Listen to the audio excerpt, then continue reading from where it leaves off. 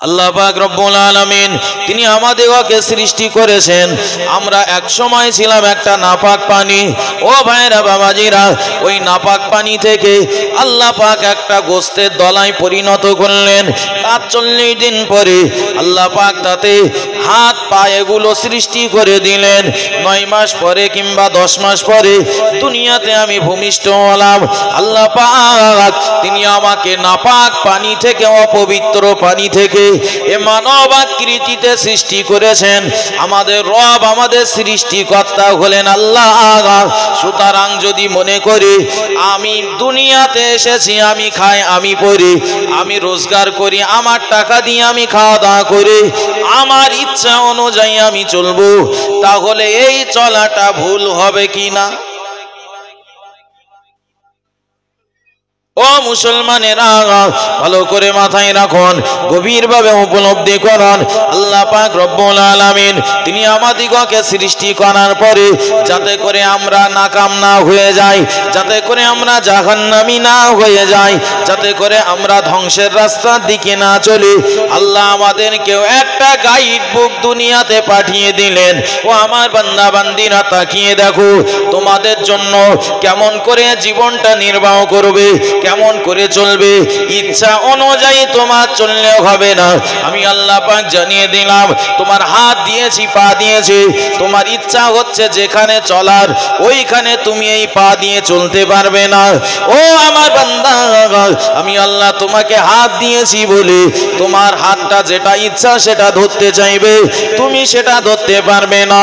ওগো আমার বান্দা, তোমার আমি কান দিয়েছি বলে তোমার কান যেটা শুনতে চাইবে সেটা তুমি শুনতে পারবে না। ওগো আমার বান্দা, আমি আল্লাহ পাক তোমাকে চোখ দিয়েছি বলে তোমার যেটা দেখার মন চাইবে তুমি সেই জিনিসটাই চোখ দিয়ে দেখবে, এটাও হতে পারে না। আমি আল্লাহ পাক তোমাকে জবান দিয়েছি বলে তুমি ইচ্ছা অনুযায়ী এই জবানটা পরিচালনা করবে। তোমার জবান দিয়ে গালি দেবে, তোমার জবান দিয়ে মিথ্যা বলবে, তোমার জবান দিয়ে মানুষের পর সমালোচনা গীবত করবে, তোমার এই জবান দিয়ে মানুষকে ছোট বড় কথা বলবে। না না না, তোমার এই জন্য এই জিহ্বাটা দান করা হয়নি বান্দা। তোমার এই জিহ্বা, হাত পা, সমস্ত শরীর কেমন করে পরিচালনা করলে তুমি সফল হবে, কেমন করে পরিচালনা করলে আমার দয়ার জান্নাত নামীয় পুরস্কার পাবে, জান্নাতের ভিতরে সুখ শান্তিতে থাকতে পারবে, তার জন্য একটা গাইড বুক তোমাদের জন্য দুনিয়াতে পাঠিয়ে দিলাম। ওই গাইড বুকটার নাম হলো আল কোরআন। জোরে বলেন, আরো জোরে বলেন সুবহানাল্লাহ। আমাদের ফলো রাখতে হবে আল্লাহ পাকের আল কোরআনুল কারীমের দিকে। যে মানুষটা কোরআন শরীফটা ফলো করে ওই গাইড বুক দেখে জীবনটা নির্বাহ করতে পারবে, ওই ব্যক্তিটা নাকাম হবে না, ওই ব্যক্তিটা হয়ে যাবে সফল। তো আজ আমরা আল্লাহ পাকের কোরআনকে ছেড়ে দিয়ে নিজের ইচ্ছা অনুযায়ী আমরা চলছি, যার ফলে আজ আমরা ধ্বংসের দিকে হাঁটতে শুরু করেছি। ওই মোটরসাইকেলে পেট্রোলের বদলে পানি পুড়লে যা হয়। মুসলমানেরা মাথায় রাখুন, ও ভাইরা বাবাজিরা, আল্লাহ পাক রব্বুল আলামিন তিনি আমাদিগকে সৃষ্টি করেছেন আর উদ্দেশ্য নিয়ে সৃষ্টি করলেন। ও আমার বান্দা বান্দি, মনে রাখো, আমি আল্লাহ পাক জানিয়ে দিলাম, ওমা খালাকতুল জিন্না ওয়াল ইনসা ইল্লা লিয়াবুদুন। আমি আল্লাহ তোমাকে যে হায়াতটা দান করেছি 40, 50, 60, 70 বছর, এই হায়াতটা ইচ্ছা মতো চালালে হবে না। আমি আল্লাহ পাক তোমাদিগকে জানিয়ে দিলাম, নিশ্চিত তোমরা আমার ইবাদত বন্দেগী করবে বলে আমি আল্লাহ পাক তোমাদিগকে সৃষ্টি করেছি। জোরে বলেন সুবহানাল্লাহ। তাহলে যে আল্লাহ আমাদের সৃষ্টি করেছেন একমাত্র তার ইবাদত করব, তাই যদি আমরা আল্লাহর ইবাদত না করি, আল্লাহর এ আশা পূর্ণ হলো যে আশায় আমাদের তৈরি করেছিলেন? দিনের পর দিন চলে যাচ্ছে, সকাল থেকে নিয়ে রাত পর্যন্ত চলে যাচ্ছে। রাতের বেলা বালিশে একটু মাথাটা লাগিয়ে আমরা ভাবি তো আজ সারা দিনে আমি কতটা আল্লাহর বিধান মেনে চলেছি, আর সারা দিনে কতটা খোদার নাফরমানি করেছি। হিসাব করলে সব বেরিয়ে আসবে বাবা। রাতের বেলা ঘুমানোর পরে সকাল থেকে খোদার নাফরমানি দিয়ে শুরু। কথা বলেন ঠিক না ভুল? ফজরের নামাজ না পড়া মানে আল্লাহর নাফরমানি হয়েছে না হয়নি? হয়েছে তো। আমি ভোরবেলা থেকে খোদার নাফরমানি দিয়ে শুরু, এবার দুনিয়ার সারা কাজ করছি। জোহর হলো না, আসর হলো না, মাগরিব হলো না, এশা হলো না, রাতের বেলা খাওয়া দাওয়া করে আবার শুয়ে পড়লাম। এই হলো আমাদের জিন্দেগি। পরের দিন আবার সকাল থেকে নিয়ে একই ব্যাপার, সারাদিন গালি মিথ্যা মানুষের সমালোচনা করতে করতে আমাদের জীবনটা শেষ হয়ে যাচ্ছে। একের পর এক, দিনের পর দিন পার হয়ে যাচ্ছে, আবার পরের দিন চলে আসছে। এইভাবেই তো আমাদের জীবন চলছে। যুবক ছেলেরা, বন্ধুরা, তারা সকাল হচ্ছে মোটরসাইকেল নিয়ে পোপো করে এ মাথা ও মাথা শুধু ঘুরছে, রাত হচ্ছে শুয়ে পড়ছে, আবার পরের দিন সকালে ঘুরে বেড়াচ্ছে। এই তার জিন্দেগি। যত দিন যাচ্ছে আমাদের হায়াত ফুরিয়ে আসছে কিনা। গত বছর একই সাথে মসজিদে আমরা রমজান মাসে ইফতার করেছি। এবছর বহু মানুষকে ইফতারের মজলিসে আমরা দেখতে পাবো না, তাই না? অনেক মানুষ কবরে শুয়ে আছে। আল্লাহ ইচ্ছা করলে তো আমাকেও তুলে নিতে পারতেন, কিছু করার ছিল? আল্লাহ আমার যদি তুলে নিতেন, কিচ্ছু করার ছিল না। না, এখনো আল্লাহর ইবাদত করবানি হবে কোনি, অনেক দিন এখনো বাঁচবো। তাহলে তুমি বাঁচবা কতদিন? তাহলে সে কি আর বলা যায়? তবে নিয়ত আছে রোজার মাসের থেকে এবার নামাজ কালাম ধরবো। মুসলমানেরা মাথায় রাখুন, ভুল আমায় বুঝবেন না, বেয়াদবি নেবেন না। আল্লাহ পাক রব্বুল আলামিন তিনি আমাদেরকে সামনে সব কিছু আম করে দিলেন।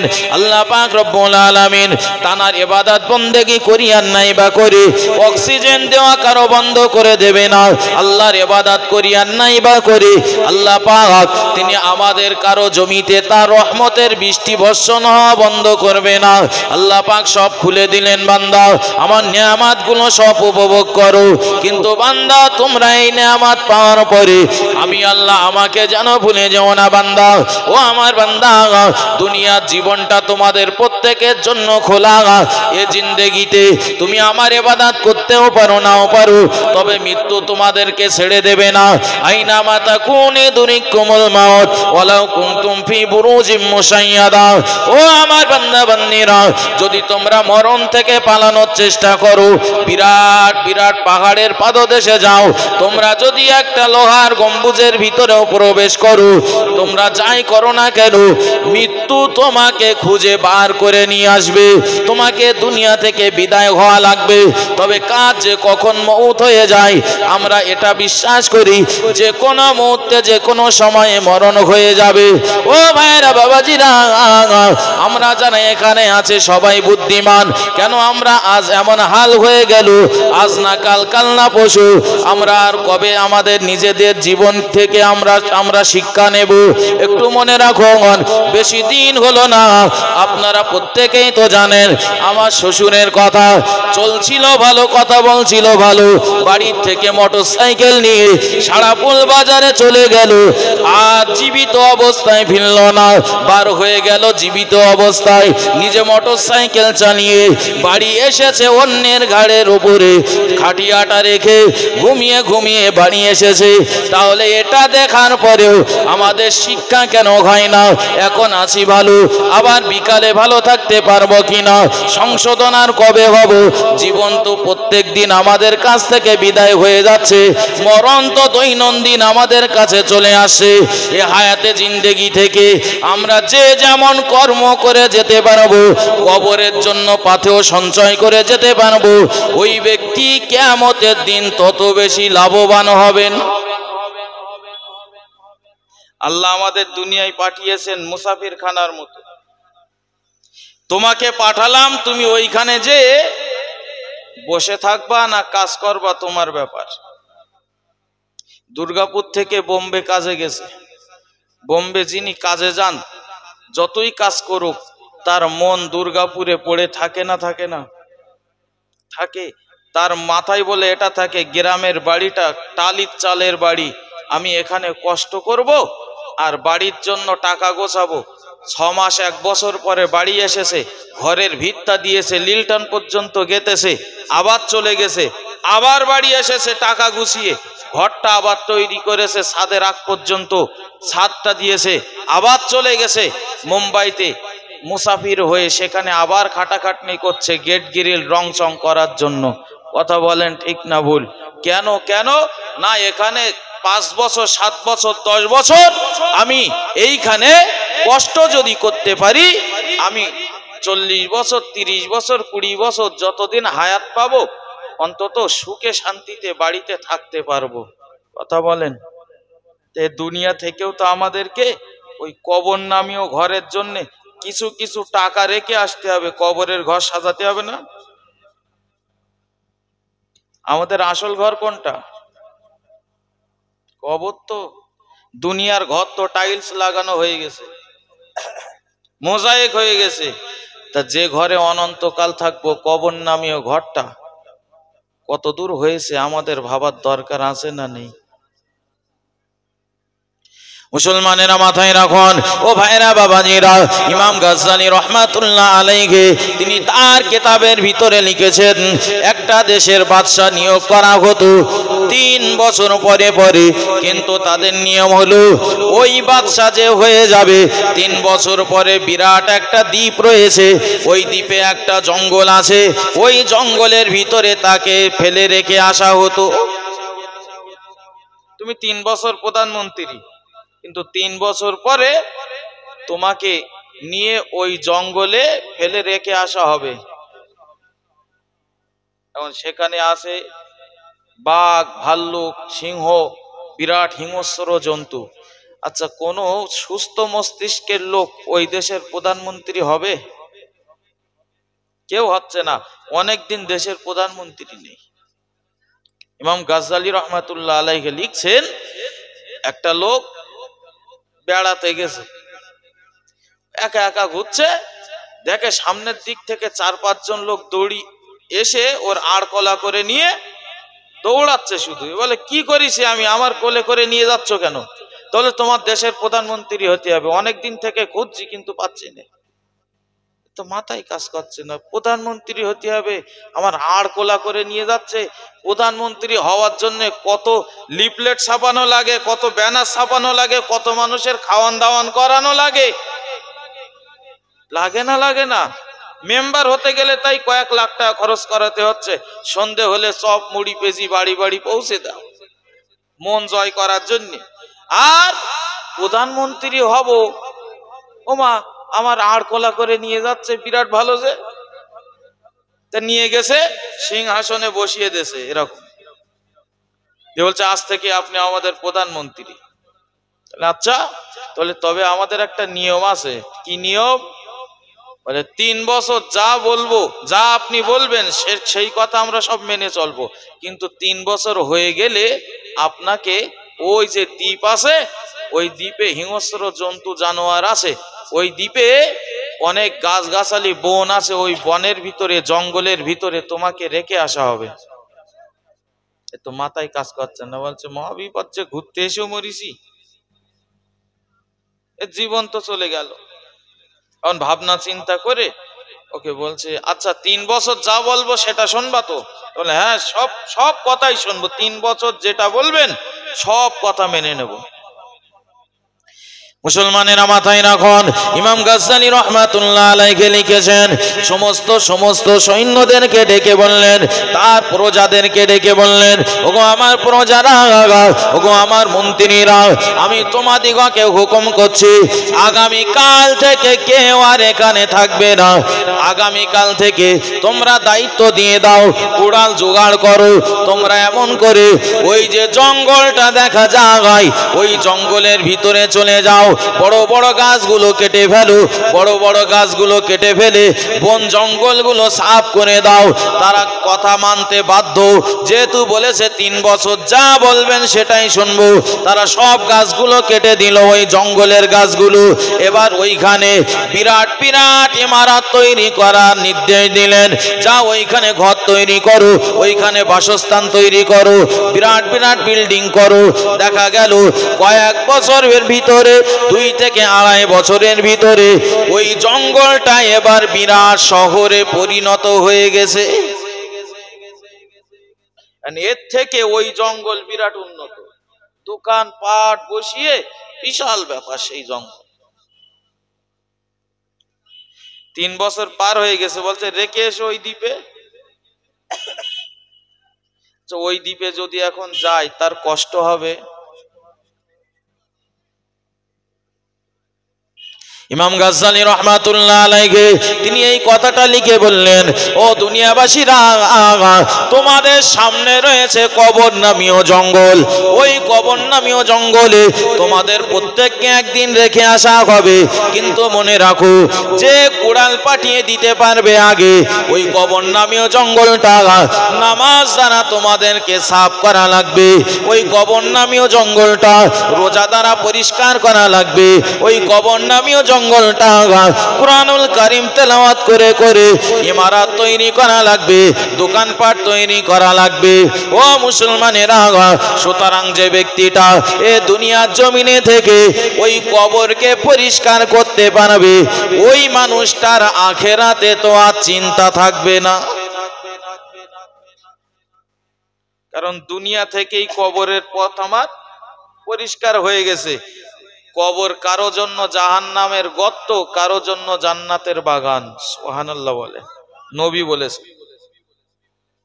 যে নামাজ রোজা ইবাদত বন্দেগী পাঠাতে পারবে তার জন্য কবর সাফ হয়ে গেছে, জান্নাতের বাগান। আর যে দুনিয়ায় শুধু হাট বাজার করেছে আর খাওয়া দাওয়া করেছে আর ঘোরাফেরা করেছে, রাতের বেলা ঘুমিয়ে পড়েছে আর নিজেকে মনে করেছে আমার মতন ভালো কেউ নেই। আর দুটো যদি পয়সা হয়ে যায় অহংকারে কারোর আর দাম দেয় না। গরিব মানুষ বড় লোক হয়ে গেছে, যদি তাকে নামাজের কথা বলা হয়, আল্লাহর ইবাদত বন্দেগীর কথা বলা হয়, যদি তাকে বলা হয় যে হারাম কাজের সঙ্গে যুক্ত আছেন, হালাল কাজে আসেন, তো বলছে আমি যারা হালাল রাস্তায় চলছে, নামাজ কালাম পড়ছে, ওদের থেকে আমি বিরাট সুখী আছি, অভাব নেই আমার। এই যে অহংকার, অহংকারী কথা মানুষের পতন করে। কি করে? অহংকার করতে নেই। আজ আছি বিরাট মালিক, কাল নাও থাকতে পারি। আল্লাহ পাকের প্রিয় নবী, আল্লাহ পাকের প্রিয় নবী সাহাবী তানারা দেখা গেল যতই সম্পদ থাকুক না কেন, নিজেদের জীবন থেকে নিজেদের জীবনটা এমন ভাবে পরিচালনা করতেন। আব্দুর রহমান ইবনে আউফের নামীয় এত বড় সাহাবী, এত ধনী সাহাবী, এরপরেও জীবন পরিচালনা করতেন আল্লাহর দেওয়া ডিসিশন অনুযায়ী, ইচ্ছা মতো পরিচালনা করতেন না। কারণ কবর নামীয় জায়গাটা সবার জন্য যেন, তথা তাদের সবার জন্য যেন ভালো হয়ে যায়। ও মুসলমানেরা, মাথায় রাখুন, আজ অহংকারের জন্য এ দুনিয়াতে আমরা আল্লাহ পাক রব্বুল আলামিনের হুকুম আহকামগুলো মেনে নিতে পারি না। অহংকার রয়েছে বলে আমি মনে করছি অনেক টাকার মালিক আমি অনেক দিন বেঁচে থাকবো, রোগ হলে আমি চিকিৎসা করাতে পারবো। কিন্তু মনে রাখুন, যতই আপনি টাকার মালিক হন না কেন, মউত কিন্তু আপনার প্রত্যেক একদিন না একদিন আসবে। ও ভাইরা বাবাজিরা, আল্লাহ চোখে আঙুল দেখিয়ে দেখিয়ে দিলেন, এই ডাক্তারেরা তারা তো মানুষকে সেবা করে, ডাক্তাররা মরে কিনা? কারণ সে তো জানে কিভাবে চিকিৎসা করলে আমার রোগ সারবে। এরপরেও ডাক্তাররাও মরে বলো, তাকে মরতে হয়, টাকায় কিচ্ছু হয় না। মুসলমানেরা মাথায় রাখুন, ও ভাইরা বাবাজিরা, আজ আমরা সময় পেলে আল্লাহ পাকের হুকুমগুলো মান্যতা দেই, সময় না পেলে মান্যতা দেই না। কিছু কিছু আল্লাহর বিধান আমরা মেনে চলি, কিছু কিছু আল্লাহর বিধান যখন কষ্ট হয় বিধানগুলো আমরা ছেড়ে দিয়ে চলি। কিন্তু জীবন তো আমাদের চালাতে হবে। আল্লাহ পাক কোরআন শরীফের ভিতরে জানিয়েছেন, মা আতাকুমুর রাসূলু ফাখুযুহু ওয়া মা নাহাকুম আনহু ফান্তাহু। ওগো আমার বান্দা বান্দিরা, ইচ্ছা মতো জীবন চালালে হবে না। আমি আল্লাহ পাক জানিয়ে দিলাম, আমার হাবিব যেগুলো তোমাদের কাছে নিয়ে আসবে ওই জিনিসগুলো তোমরা গ্রহণ করো, আর নিষেধ করা জিনিস যেগুলো তোমাদের কাছে বলবে তোমরা সঙ্গে সঙ্গে নিষেধ করা জিনিসগুলো বর্জন করে ফেলো, তবেই তোমরা হতে পারবে পূর্ণাঙ্গ মুমিন। জোরে বলেন। আমার আল্লাহ যাতে খুশি আমিও তাতে খুশি, আমার আল্লাহ যাতে নাখোশ আমিও তাতে নাখোশ। এর নাম হলো ইমানদার ব্যক্তি। গ্রামের টপ লেভেলে সুদখোর মনে করেন সমস্ত গ্রামের লোকের দাওয়াত করেছে। কে দাওয়াত করেছে? আমার কথা বুঝতে অসুবিধা হচ্ছে? সুদখোর তো, তার টাকা হালাল না হারাম? এখন সে সমস্ত গ্রামের লোকের দাওয়াত করেছে। বিদেশ থেকে খাবারের অ্যারেঞ্জমেন্ট, চাইনিজ খাবার 13 রকম আইটেম। যার ভিতরে আছে আল্লাহর ভয়, যার ভিতরে আছে নবীর ভয়, যার ভিতরে আছে কিয়ামতের দিন হিসাব দেওয়ার ভয়, যে মানুষটা আল্লাহকে ভালোবাসেন ওই মানুষটা কি ওই নামি দামি খাবারের প্লেটে বসতে যাবে? কেন? বাড়ি বলে বেগুন রান্না আছে, বেগুন দেখাবে না কেন? না, সে ভাববে ওই খাদ্যের প্লেটে বসলে আল্লাহ খুশি হবে, তো ওই খাদ্যের প্লেটে বসলে আমার নবী খুশি হবেন। তো তখন উত্তর আসবে না, ওটা হারাম। তাহলে যতই বাড়ি শুধু ভাত খাবো তাও ভালো, কিন্তু হারাম জিনিস খেয়ে আল্লাহকে নাখোশ করতে পারবো না। জোরে বলেন।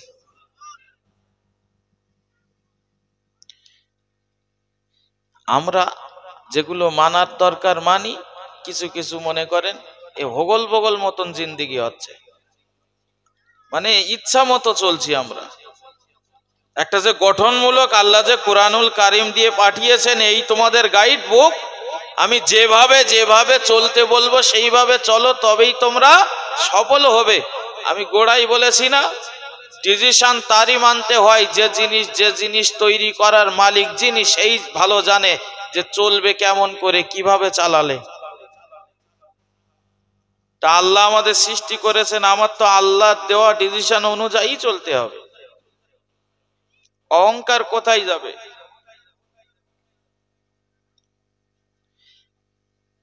জীবন আমাদের পরিচালনা করতে হবে আল্লাহর হুকুম বিধান অনুযায়ী। যদি তা না হলে এও খাবো তাও খাবো, আলো ছাড়বো নামাজও পড়বো, আমি জেকে রাজগারও করব, আমার বোনের জমির হক ফাঁকি দেবো, জেকে রাজগার করব, আমি তসবিহ তাহলিল তেলাওয়াত করব, আমার ভাইয়ের জমির হক ফাঁকি দেবো, মিথ্যা বলবো। এইভাবে জীবন পরিচালনা করলে আল্লাহর কাছ থেকে পুরস্কার মিলবে কেমন করে? সব বিধান তো মানতে হবে, ইচ্ছা হোক আর নাই বা হোক। মুসলমানেরা মাথায় রাখুন, আল্লাহর মহান ওলি, আল্লাহ পাকের মহান ওলি হযরতে আল্লামা আব্দুল ওয়াহিদ রহমাতুল্লাহ আলাইহি, আল্লামা আব্দুল ওয়াহিদ রহমাতুল্লাহ আলাইহি তার কাছে মুরিদ হয়েছিলেন আল্লাহ পাকের একজন জবরদস্ত ওলি। সেই ওলি মানুষটার নাম হলো ফুজাইল ইবনে আয়াজ। ইমাম সামরকন্দি রহমাতুল্লাহ আলাইহি তিনি তার কিতাবের ভিতরে উল্লেখ করেছেন, ফুজাইল ইবনে আয়াজ এমন একটা সময় ছিল, ফুজাইল ইবনে আয়াজ সারাটা দিন ধরে আল্লাহর নাফরমানিতে মত্ত থাকতো, কিন্তু আব্দুল ওয়াহিদ সাহেবের কাছে যাওয়ার পরে, আল্লাহ পাকের হুকুম আহকামগুলো মান্যতা দেওয়ার পরে ফুযাইল ইবনে আয়াস এক সময় আল্লাহ পাকের ওলি বান্দা হয়ে গিয়েছিলেন। জোরে বলেন সুবহানাল্লাহ। ও মুসলমানেরা, ফুযাইল ইবনে আয়াসের কাছে দেশের মানুষেরা এসে তারা বায়াত গ্রহণ করে, হুজুর আমাকে বায়াত করিয়ে দেন, হুজুর আমাকে বায়াত করিয়ে দেন। হাজার হাজার মানুষ বায়াত গ্রহণ করে।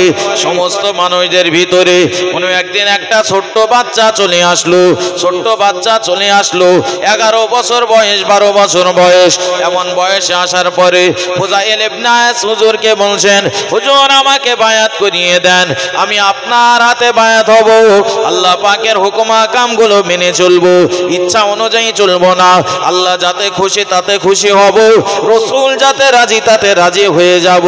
আল্লাহর মহান ওলি ফুযাইল ইবনে আয়াস রাহমাতুল্লাহ আলাইহি ওই বাচ্চা ছেলেটাকে আল্লাহ পাক রব্বুল আলামিনের ওলি বান্দা হিসাবে তাকে এমন গড়ে দিয়েছিলেন, ওই বাচ্চা ছেলেটা একদিন আল্লাহর ওলি হয়ে গিয়েছিলেন। তার এমন করে এক ওয়াক্ত নামাজ জীবনে কাজা তার পর থেকে হয়নি। ওই ছেলেটার জীবনে দেখা গিয়েছে তার তাহাজ্জুদের নামাজ আর কাজা হয় না।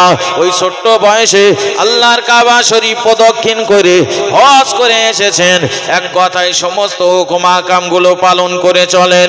কিন্তু ব্যাপার যেটা আমি বোঝাতে চেয়েছি, মরণ সন্ধ্যা যখন ঘনিয়ে এসেছে, ফুযাইল ইবনে আয়াস রাহমাতুল্লাহ আলাইহির কাছে একদল ভক্ত অনুরক্তরা চলে গেলেন।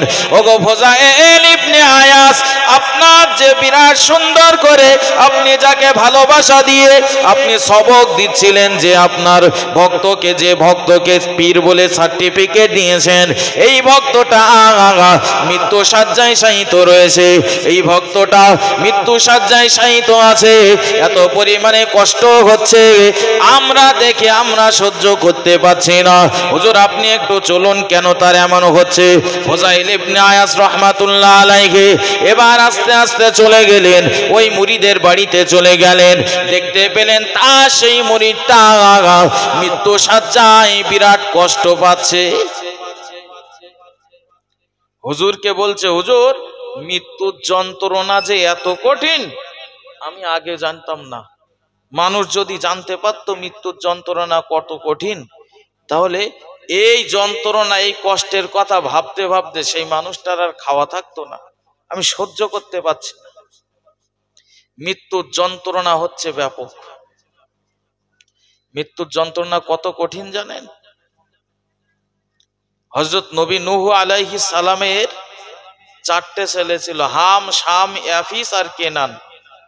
এর ভিতরে শাম বলে একজন ছেলে, তা শাম সে মারা গিয়েছে।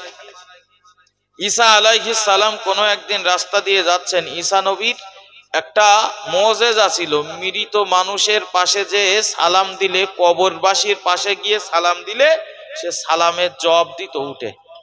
সুবহানাল্লাহ বলে, এটা আল্লাহর দেওয়া একটা মুজিজা। তো কবরবাসীর কাছে, বিরাট পুরাতন কবরবাসীর কাছে যে সালাম দিলেন, কুম বিইজনিল্লাহ, আল্লাহর ইচ্ছায় তুমি উঠে দাঁড়াও। আর বলতেই উঠে দাঁড়িয়ে সালাম দিলেন, আসসালামু আলাইকুম। আর বললেন, ঈসা নবীকে বলছেন, আমার আব্বা আপনাকে সালাম পাঠিয়েছে। আপনার আব্বা কে? তাহলে আমার আব্বা নবী নূহ আলাইহিস সালাম। তাহলে কিরকম করে হয়? তুমি নূহ নবীর ছেলে। নূহ নবী মানে তো পৃথিবী সৃষ্টির প্রায় প্রথম দিকে, আর তার ছেলে তুমি আমাকে বলছো আমার আব্বা সালাম পাঠিয়েছে। সেও নাই মেনে নিলাম, কিন্তু তোমার চুল, তোমার দাড়ি সাদা হয়ে গেছে কেন? সাদা হবার কথা না তো। এই আমাদের দাড়ি চুল এগুলো সাদা হয়ে যায় না? যায় না? বয়স হয়ে গেলে অনেকের পেটের সমস্যার জন্য সাদা হয়ে যায়, কিন্তু আগে মানুষের সাদা হতো না, ওই কালো কালোই থাকতো। ইব্রাহিম আলাইহিস সালামের জামানা থেকে মানুষের চুল দাড়ি সাদা হওয়া শুরু হয়েছে। ইব্রাহিম নবীর সর্বপ্রথম দাড়ি সাদা হয়ে যায়। অবাক হয়ে গেছে, কি সর্বনাশ, যে জিনিস হঠাৎ করে হয়। আল্লাহ বললেন, ইব্রাহিম সাদা হয়েছে মানে এর জন্যে তোমার মর্তবা, তোমার শান মান আমি আল্লাহ বাড়িয়ে দিয়েছি। আল্লাহ পাকের নবী হযরত আল্লাহ পাকের নবী ঈসা আলাইহিস সালাম বললেন, ওগো বাবা ছেলে, ও বাবা ছেলে সাআব, তবে তোমার চুল দাড়ি কেন পেকে গেল? তোমাদের সময়ে তো চুল দাড়ি কারো পাকতো না, তোমার চুল দাড়ি সব সাদা হয়ে গিয়েছে কেন? ইব্রাহিম নবীর জামানা থেকে তো মানুষের চুল দাড়ি সাদা হয়ে যায়। হযরত নূহ নবীর ছেলে শাম বলেছিলেন, ও আল্লাহ নবী, আমার চুল দাড়ি সাদা ছিল না, আমার চুল দাড়ি সব কালো ছিল, কিন্তু মৃত্যু যন্ত্রণা যে এত কঠিন যন্ত্রণা, আজ হাজার হাজার বছর ধরে কবরের ভিতরে শুয়ে আছি, কিন্তু ওই জান কবজ করার যন্ত্রণা এখনো পর্যন্ত আমার ভিতরে রয়ে গেছে। জাহান বার করলে বিরাট কষ্ট হয়, এত লাগা লাগছে, মরছে না, জান বার হচ্ছে না। তখন যখন জান বার হয় তাহলে কত কষ্ট। ফুজাইল ইবনে আয়াস রাহমাতুল্লাহ আলাইহি তার ওই ভক্তকে ডেকে বলে, ওগো আমার বাবা, তোমার নামাজ কোনো কাজা নেই, তুমি তাহাজ্জুদের নামাজও জীবনে ছেড়ে দাও নে, তুমি আল্লাহ পাকের হুকুম আহকামগুলো মেনে চলো, হজ ব্রত পালন করে চলেছো সদা সর্বদা, তুমি দিনের রাস্তায় তোমার জীবনটা নির্বাহ করতে বাবা, তবে কেন তোমার এত যন্ত্রণা হচ্ছে, এত কষ্ট হচ্ছে? তিনি বললেন, আমি বলতে পারবো না। এবার মৃত্যু যন্ত্রণা যখন দেখছেন, ফুজাইল ইবনে আয়াস আর বসে থাকতে পারেন না। আল্লাহ পাকের নবীর আল্লাহর নবীর একটা হাদিসের কথা মনে পড়ে গেল, লাকিনু মাউতাকুম আলা সূরাতি ইয়াসিন, ও আমার উম্মতিরা, যখন মৃত ব্যক্তির কাছে চলে যাবে, যারা মৃত্যু শয্যায় শায়িত, মরণ কষ্টই যারা যন্ত্রণা ভোগ করছে, আমি রাসূলুল্লাহ জানিয়ে দিলাম, ওই ব্যক্তির পাশে বসে বসে তোমরা আল্লাহ পাকের কোরআনের সূরা ইয়াসিন শরীফ তেলাওয়াত করবে, মৃত ব্যক্তির যন্ত্রণা, মৃত্যু কষ্ট একটু লাঘব হবে। একটু জোরে বলেন সুবহানাল্লাহ। ওই জন্য আমরা বলি না, কেউ মরণ সন্ধ্যায় ঘনিয়ে শুয়ে আসে, আমরা বলি, কে কোরআন পড়তে পারবে, একটু পাশে বসে কোরআন শরীফ পড়ো। নবী বলেছেন, মৃত্যু ব্যক্তি যখন মারা যায় তার আগে যে মৃত্যুর যন্ত্রণা হয়, ওই সময় যদি পাশে বসে কোরআনের সূরা ইয়াসিন শরীফ তেলাওয়াত করা হয়, সেই মানুষটার মৃত্যু যন্ত্রণা একটু লাঘব হয়। তিনি তেলাওয়াত করছেন সূরা ইয়াসিন, আর সেই ভক্ত মুরিদ বলছে, হুজুর আপনি যতই কোরআন পড়েন না কেন আমি শুনবো না। এই কথাটা বলেছে, আশ্চর্য বিষয় না? বিষয় না? কি সর্বনাশ! আমার মুরিদ বলছে আপনি যতই পড়েন না কেন আমি শুনবো না। হুজুরের আবার মনে পড়ে গেল, আল্লাহ পাকের নবী হাদিস পাকের ভিতরে জানিয়েছেন, লাকিনু মাউতুকুম লা ইলাহা ইল্লাল্লাহ, আল্লাহ পাকের প্রিয় নবী জানিয়ে দিলেন, ও দুনিয়াবাসীরা মনে রাখো, মানুষ যখন মৃত্যু শয্যায় শায়িত থাকে, তার পাশে বসে বসে লা ইলাহা ইল্লাল্লাহ মুহাম্মাদুর রাসূলুল্লাহ এই কালেমা শরীফে তোমরা তালকিন দাও। তবে যেন তাকে পড়তে বলো না, যে পড়ো, আমি বলছি আমার সাথে পড়ো লা ইলাহা ইল্লাল্লাহ। যদি বাই চান্স সে বলে ফেলে অন্তর দিয়ে যে আমার কলেমা পড়তে বলছে, এদিকে আমার 12 বেজে যাচ্ছে, পড়বো কিভাবে, পড়তে পারবো না, তার জীবন ধ্বংস হলো না? হলো না?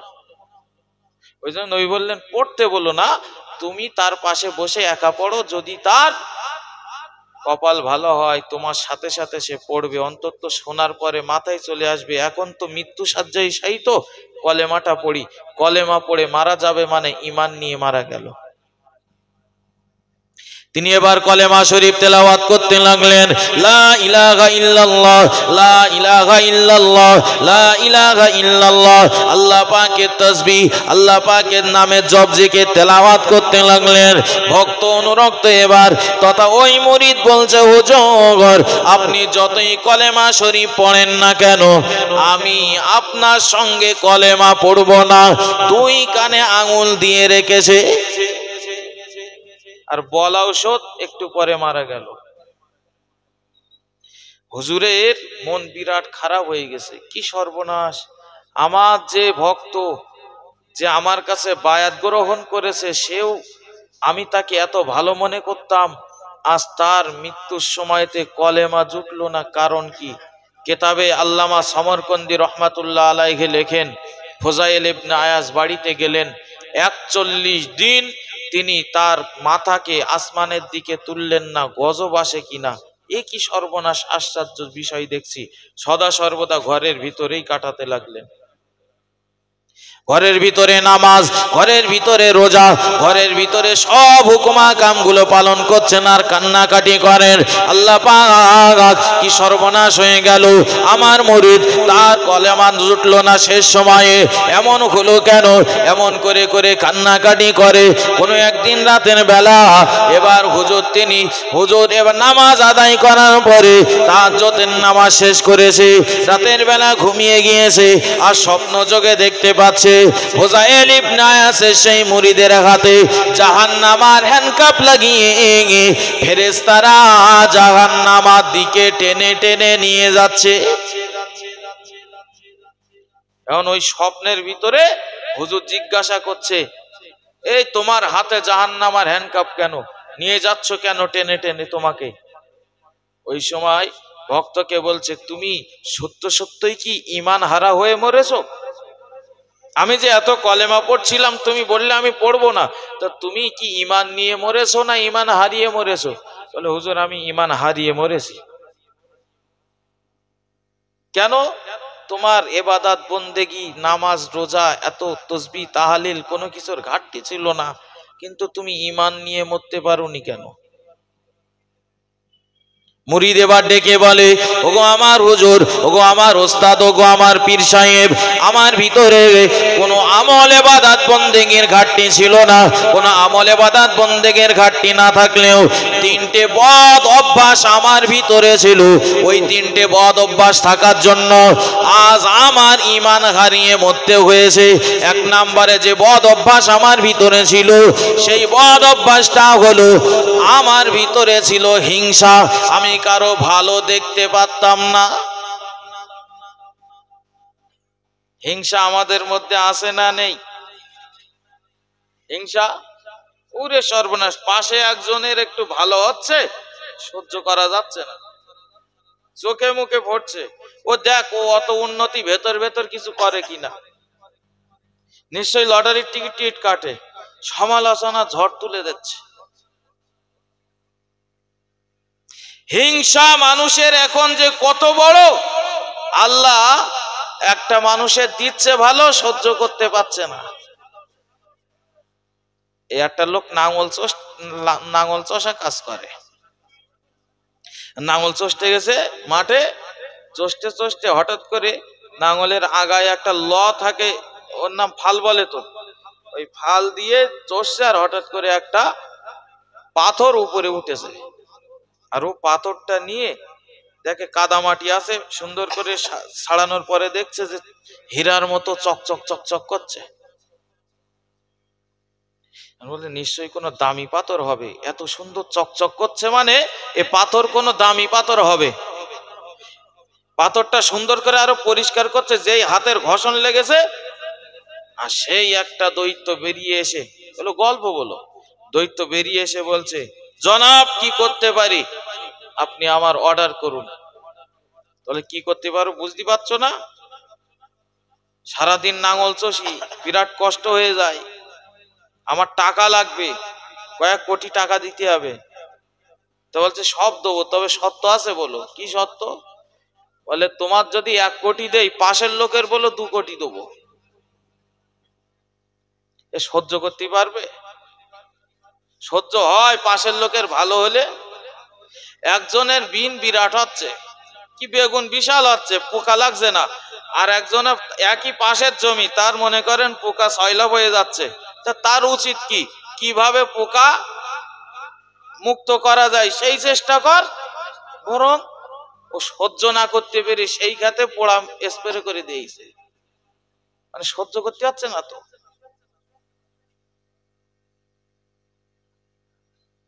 এখন এ বলছে, এ তো লাইন খারাপ, এ তোর কিচ্ছু দেওয়া লাগবে না, তুই যা বলে আবার ঘষণ দিয়েছে, আবার চুপচাপ মেরে গেছে, আবার পাথর হয়ে গেছে। বাড়ি নিয়ে বাড়ি দৌড়েছে, বাড়ি স্ত্রীর কাছে দিয়ে বলছে দামি একটা আমি পাথর পেয়েছি, সুন্দর করে রেখে দাও, আমি বাড়ি আসি তারপরে কাজ হচ্ছে, কিচ্ছু জন করো না।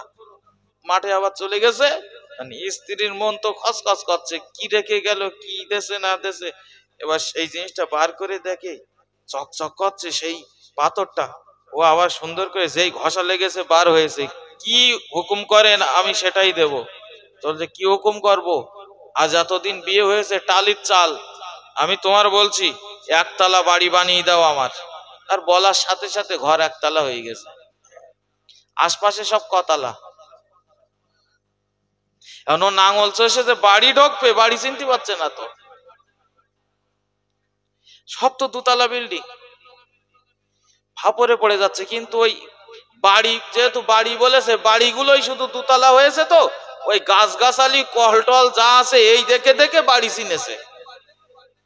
বাড়ি ঢোকার পরে এবার বলছে কি সর্বনাশ করে দেছো। আমি বললাম হাত দিও না, কই সে পাথর নিয়ে এসো, তো পাথর নিয়ে এসছে, তো ঘষণ মেরেছে। আবার বলছে বলেন জনাব কি করতে পারি? তাহলে কি করতে পারবো বুঝতে পারছো না, আমার এক চোখ অন্ধ করে দাও। কয় চোখ? আশেপাশের কটা যাবে, ও দেখতে পাচ্ছে না তো কারোর ভালো। চোখি মুখি ফোটে তার ভেতরে আছে হিংসা। আর এই হিংসা নবীজি বলেছেন মেয়েরা জাহান্নামে যাবে সব থেকে যে কারণগুলো, তার ভিতরে একটা হলো হিংসা। মেয়েদের ভিতরে বেশি হিংসা বিরাজ করে, যার ফলে নবী বললেন ওরা জাহান্নামে যাবে যে কত কারণে, একটা কারণ হলো মেয়েদের ভিতরে বেশি হিংসা আছে। সহ্য করতে পারে না শাশুড়িরা, শাশুড়ি সহ্য করতে পারে না বৌমার। বৌমা যদি পাকা ছেড়ে দেছে, তো শাশুড়ি এবার গনগন করে বলছে হ্যাঁ সংসার আমরা করিনি, কাজ কাম সব করেছি, কারেন্ট ছিল না, এরপরেও হাত পাকাও জুটতো না, আমাদের গতর কি করে চলতো, এদের গতর কি হয়েছে। সহ্য করতে পারছে না। আবার শাশুড়ি একটু যদি শুয়ে থাকে, বৌমা সহ্য করতে পারে না। একে অপরের মিল মহব্বত করে থাকলে বলে কোনো সমস্যা হয় না, বলো থাকবে না হিংসা। থাক আমি বেশি বলতে যাব না, এ ব্যাপারে বলতে গেলে সমস্যা আছে দেখছি, বলা মুখ তো বেরিয়ে যাচ্ছে। মুসলমানেরা মাথায় রাখুন, ও ভাইরা বাবাজিরা, তাহলে আমি এ বিষয়টাই পর্যন্ত রেখেছি। হুজুরের মুরিদ বললেন হুজুর এক নম্বরে আমার ভিতরে যে দোষগুলো ছিল, দোষের ভিতরে প্রথম নম্বরের দোষ হলো আমি কারো ভালো দেখতে পারতাম না, মানুষের সদা সর্বদা আমি হিংসা করে বেড়াতাম, আমার ভিতরে হিংসা ছিল। হুজুর বললেন দ্বিতীয় নম্বরে কোন বদ কাজ ছিল তোমার ভিতরে, কোন অন্যায় কাজ করার জন্য তুমি বেঈমান হয়ে মারা গেলে, ইমানের কালেমা তোমার নসিবে জুটলো না। হুযাইল ইবনে আয়াসের মুরিদ বললেন হুজুর দ্বিতীয় নম্বরে যে কারণে আমার মরণের সময়তে আমার কলেমা জুটলো না, সেটা হলো আমি মানুষের বিরাট পরিমাণে চগলখুরির কাজ করতাম। একজন মানুষের সাথে একটা কথা বলতাম, আবার তার কাছ থেকে আর এক জায়গায় গিয়ে সেখানে আমি পরিবেশন করতাম। মানুষের বদ কাজগুলো সমাজের ভিতরে আমি বিরাট ভাবে প্রচার করতে ভালোবাসতাম। আপনার সাথে বলছে জানো কবিরুল ভাই, ওই রশিদুল তোমার বলেছে কি যে এই তুমি নাই এই করো, ওই এই করো, তাই তুমি নাই তোমার এই কাজ করো, ভুল কাজগুলো করো। তো বলছে কে বলেছে? বলে ওই বলেছে কবিরুল। বলো দিন দেখি। তো বলছে আমি শুধু শুনেছি, তোমার ভালোবাসি বলি তোমার কাছে আমি বলে গেলাম। রো বলছে ওর সাথে আর বলার দরকার নেই, তো ওর খবর রাখিস।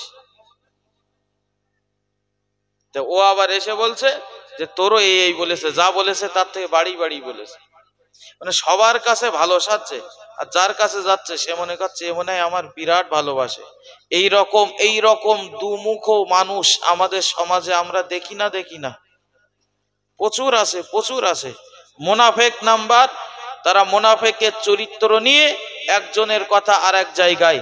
ভালো জিনিস একটা হাদিস শুনেছে জুম্মার দিন ইমাম সাহেবের মুখ থেকে, একটা ভালো হাদিস শুনেছে, ওইটা পাড়ায় কতটা প্রচার করে আর পাড়ার কোন ছেলে কোন মেয়ে কি অন্য কেউ একটা ভুল কাজ করেছে, ও মানুষের দাওয়াত দিয়ে বেড়াচ্ছে ওই খারাপ কাজের, কিন্তু হাদিসটা যে শুনেছে ওইটা একবারও বলে না, ভালো জিনিসগুলো বলবে না, মন্দ কাজগুলো বলবে। ভালো করে মাথায় রাখুন, আল্লাহর মহান ওলি তিনি বলেন, ও আমার বাবা বলো, দ্বিতীয় নম্বরে তুমি যে ভুল কাজটা করেছিলে, মানুষের তুমি বদনাম করে বেড়াতে, মানুষের পিছনে তুমি কথা বলে বেড়াতে কেন? ও ভাইরা বাবাজিরা, কোনোদিন কোনো সময়েতে মানুষের বদ আমল যদি আপনার নজরে চলে আসে, চেষ্টা করবেন ওই বদ আমলটা আপনি হজম করার, বরং যদি এটা পারেন যিনি এই অন্যায় করেছেন তার কাছে যে বলবেন আপনি যে কাজটা করছেন এটা শরীয়ত গৃহীত কাজ, এটা আল্লাহ পাক হারাম করেছেন, এই কাজটা করা যায় না, বরং যিনি অন্যায় করেছেন তার কাছে যে আপনি বলুন। অন্য মানুষের কাছে তার পাপের ব্যাপারটা প্রকাশ করবেন না, কারণ প্রিয় নবী আমার জানিয়ে দিলেন আল্লাহ পাক রব্বুল আলামিন কিয়ামতের দিন দেখা যাবে যে সমস্ত মানুষেরা অন্যের পাপ দেখে গোপন রেখেছিল, আল্লাহ পাক তার পাপকেও হাসরের ময়দানে গোপন রেখে দেবেন। জোরে বলেন, আরো জোরে বলেন সুবহানাল্লাহ। আর যে মানুষের পাপ প্রকাশ করে বেড়ায়, হাসরের মাঠে আল্লাহ তারও পাপ প্রকাশ করাবেন। কথাটা কার বলেছি? কথাটা কে বলেছেন?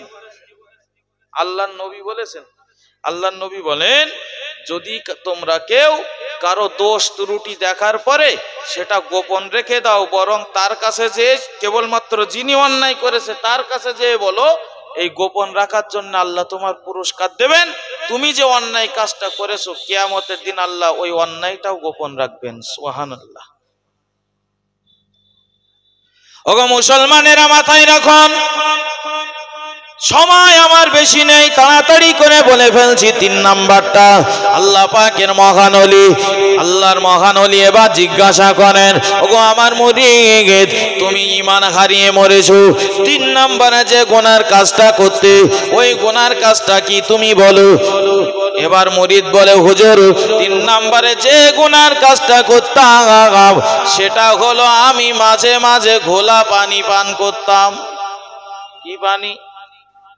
তার মানে কি? শরবত, মদ। মুসলমানরা খাচ্ছে না? খাচ্ছে না? এত খাওয়া খাচ্ছে, বাড়ি চিনতে পারছে না, উল্টে পড়ে যাচ্ছে পুকুরের ভেতরে, পড়ে আছে ঘাড়ের ওপর সাইকেল। মসজিদের থেকে এশার নামাজ পড়িয়ে বাড়ি আসছি, দেখি ঘাড়ের ওপর সাইকেল। তুই 30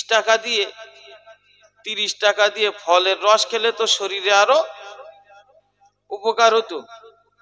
কি এমন জিনিস খাবা নিজের কথার ব্যালেন্স থাকবে না, নিজের মস্তিষ্ক বিকৃত হবে,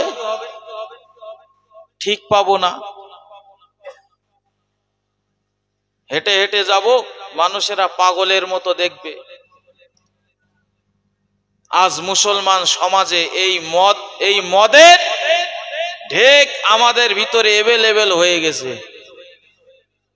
বহু মানুষ এই নেশার সঙ্গে জড়িয়ে আবার নতুন করে দেখতে পাচ্ছি মদ খাচ্ছে না, ও বড়ি খাচ্ছে। কি খাচ্ছে? ওষুধের দোকানে পাওয়া যাচ্ছে। এই বড়ি খেয়ে বহু যুবক ছেলেরা তারা জীবন একদম শেষ করে ফেলেছে। গন্ধ লাগবে না, কিচ্ছু লাগবে না, অথচ ওই খেলে নাই নেশা হয়, মাথা খারাপ হয়ে যায় হিরোইন মতন। নামটা শুধু পাল্টেছে। আল্লাহ কোরআনে বলেছে মদ পান হারাম, খাচ্ছে চুল্লু। বললে কোরআনে কোথায় আছে? কাজ তো একই হচ্ছে। বলে মদ আমি খাবো না। এই টিকটিকির, এদিন শুনে তো আমি অবাক হয়ে গেলাম। টিকটিকির লেজ আছে না, ঘা দিলে লেজ ভেঙে পড়ে, তো ওই নাকি টিকটিকির গায়ে ঘা দিচ্ছে, লেজ ভেঙে পড়বে, ওই পুড়িয়ে ছাই করে তাই যদি শোকে, তাতে নাকি নেশা হচ্ছে।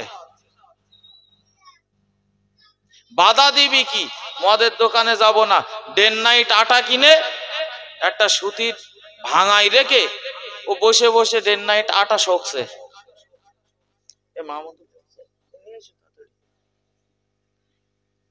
ওই ডে নাইট আটা শুকলে নাকি ওতেও নেশা হয়। তুমি যত আগড় বাগড় মদ বাদ দিয়ে যত যাই করো, হচ্ছে তো তোমার মাথা বিকৃতি।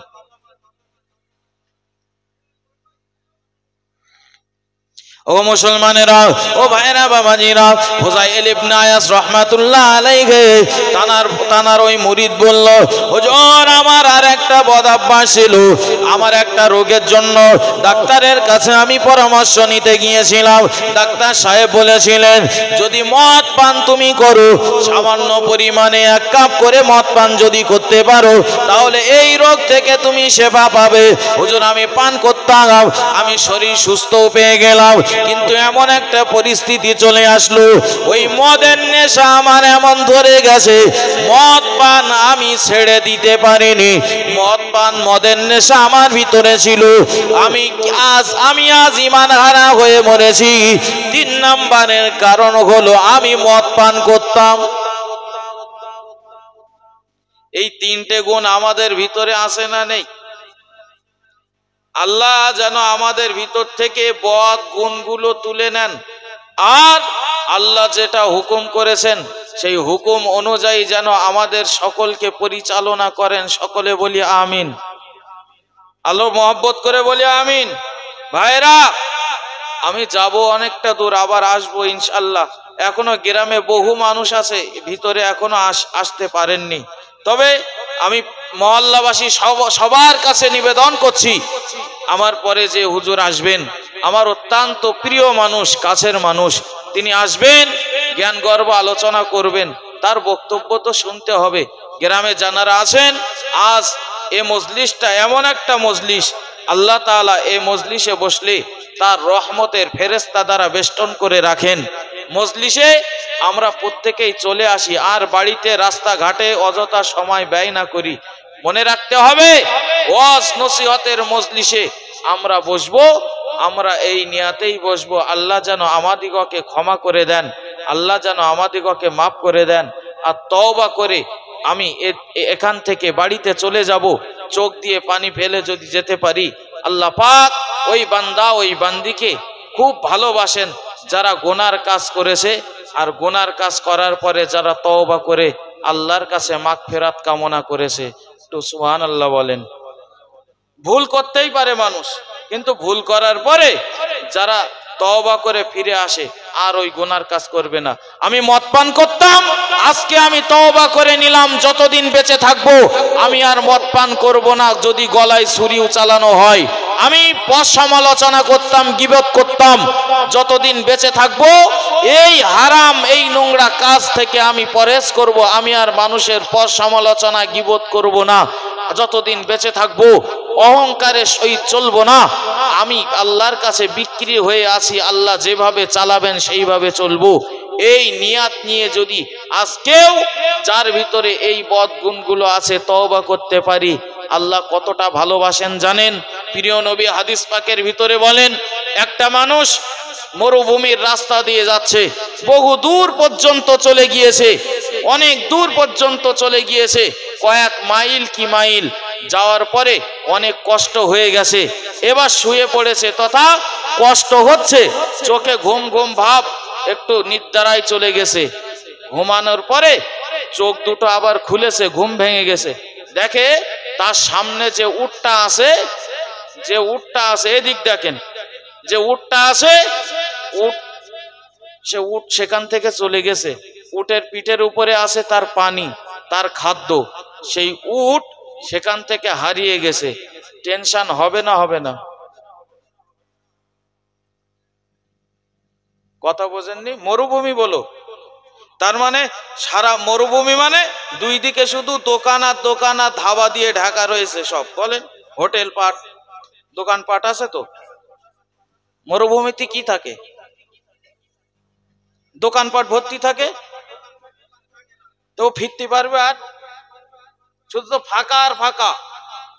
কলকাতা পর্যন্ত মনে করেন চলে গেছে, কেন ভেবে নিয়েছে কোনো দোকান নেই, পাট নেই, পানি খাবো সেটাও নেই, সে উট নিয়ে তো চলে গেছে। কোথায় হারিয়ে গেছে? মরা ছাড়া আর পথ নেই। ওই মানুষটা আবার ক্লান্ত হয়ে গেছে, ক্লান্ত হয়ে আবার ঘুমিয়ে পড়েছে। ঘুম ভেঙে দেখে সামনে সেই উট আবার চলে এসেছে, উটের পিঠে আছে সেই পানি আর সেই খাদ্য। আনন্দ কেমন হবে? মোটামুটি আনন্দ বিশাল হবে তো। নবী বলেন ওই মানুষটা হারিয়ে যাওয়া ওই উটটা পেয়ে যতটা খুশি হয়েছে না, যে ব্যক্তি গুনাহ করার পরে তওবা করে ফিরে আসে, আল্লাহ ওই বান্দাকে এই যে উট পেয়েছে যতটা খুশি হয়েছে, তওবা করা বান্দার আল্লাহ এর থেকে আরো বেশি খুশি হয়ে তাকে মাফ করে দেন। জোরে বলেন। তার মানে আমাকে ফিরে আসতে হবে মানে মন থেকে। আল্লাহ আমাদের সকলকে এই তিনটে কাজ পরহেজ করার তৌফিক দেন, বলি আল্লাহুম্মা আমিন।